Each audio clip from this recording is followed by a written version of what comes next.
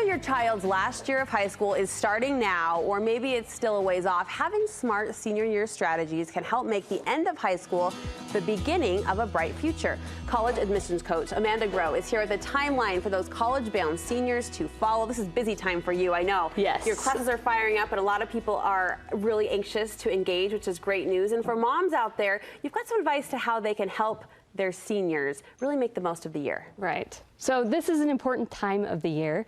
I think in two ways. Like, starting the senior year is really nostalgic. Like, this is the last time that I'll be doing these back to school photos. This is the last time. There are a lot of emotions for your senior and lots of desire to live it up and embrace every social activity to its absolute fullest. And I hope that every senior has just such a rich, fulfilling, happy senior year.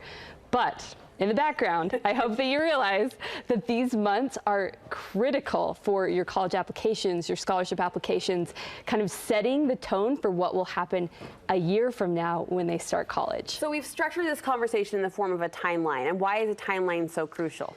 So I think because we don't want any deadlines to pass us by. Yeah. Because if we don't do anything right now, there are windows of opportunity that will close. So if you're aware of what's coming up, you can more fully embrace all of the possible opportunities for your students. And it's been a while, but I remember those deadlines. They hit fast, right? They hit early and fast and sooner than anyone will realize. So you're not saying miss the football game, you're just saying go to the football game, but remember what's coming a month or two down the road. Yeah. Keep a balance of it. You want students to give the ACT one more shot. I do. How come? Because there is absolutely nothing that will make as big of a difference in your scholarship and admission possibilities as even 1 point on the ACT. It is crazy that it matters this much, but it matters this much. And your senior has 3 more shots, depending on the school that they want to attend. But for the most part, it's very likely that they have 3 more opportunities. There's September, there's an October test date, and there's a December test date. And some schools will take December, some won't. You need to check with your individual university, but many schools, even if their application deadline is December 1st, will still take the December 10th ACT, as long as all your other application materials are turned in. Do you want me to help you put a plug in for this? I think I was one of those students who took the test one more time, and at 1 point, I mean, I'll never know, but it was 1 point bump, and I think it made all the difference in my admissions. It is crazy, but that is the story of so many students. Yeah. And your best score is likely to come your senior year. So statistically, they say that the last time you take the ACT will be your best score. Like the last time you take it. That's proven. That's statistically, statistically proven. I had a counselor friend who went to a workshop at the ACT, and they said, "What's the magic test date?" And they said, "Well, it's the last time they take the test." Interesting. Statistically, they do their best their last time. Does it ever work against you to take the test again? So you can take the ACT up to 12 times. I've never met anyone who's come close to hitting that maximum, but most colleges are not going to penalize you for taking the ACT multiple times. They just take your highest score. Okay. So it's worth it to just give it another shot. Now, your highest level Ivy League schools, the places where people will actually be looking at your application, and we'll see how many times you took it. It's been said that potentially there is a drawback to them seeing that you took it 10 times in order to get your great score. But any school within Utah, highest score, they're just going to look at your highest score. All right, so all right. Everyone says apply for scholarships, but how do we do this? When do we do this? It's so overwhelming for students and for the parents, I know, watching, trying to support them. So scholarships, what do you think about scholarships? Not like a restaurant where you sit down and they say, here's your menu of scholarship options. Just choose one that you'd like. Just to have this passive experience of just selecting. You a good student, just pick what you want. It is much more of a hunt. It's much more like going to the grocery store and making your own meal. Like, you have to hunt out each ingredient.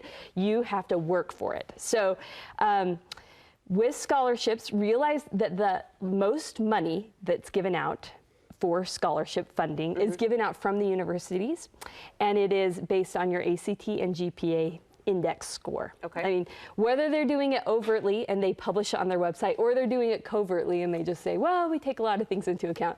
That's really the main thing that goes into making the decision is the ACT GPA index. So we already discussed ACT.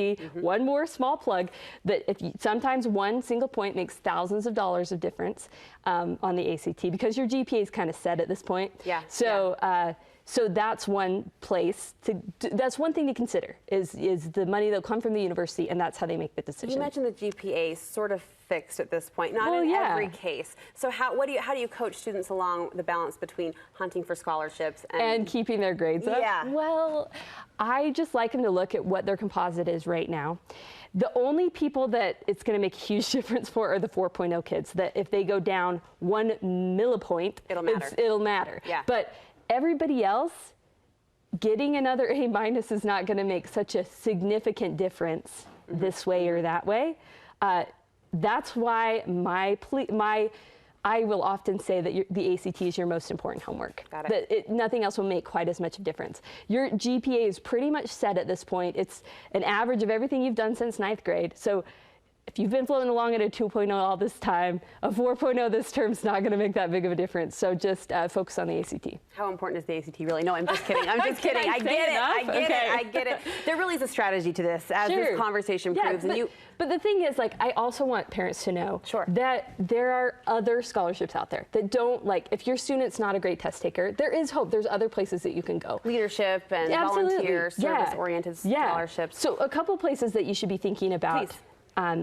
Like looking, the financial aid office at your university is going to have a website. And on that website, there's going to be some major specific scholarships. And you know, sometimes you hear about there's scholarships that are unclaimed every year. This is where those are. There's money that's been earmarked for a specific type of student. And if that specific type of student doesn't apply, that money isn't awarded. So ungrabbed. So look there. Hunt there. Yes. So, and you can even reach out to the people at the financial aid office at your university. Financial aid, sometimes we don't think about that as being scholarships, but that's where that department of the university's house is financial aid. And see if that money hunt it out. The websites are awesome. Really, like, you can just scroll through and think about it like the hunt. You're searching out. Even little scholarships are going to make a big difference if you have a bunch of little scholarships working together. Thank you. You help families work through this. Where can we get more from you? Yeah, so I mostly help people on the ACT right now. This is because this is a time. What's your website? StrategicACTprep.com. Okay, we'll post a link for you on our website as well. Thank you so much.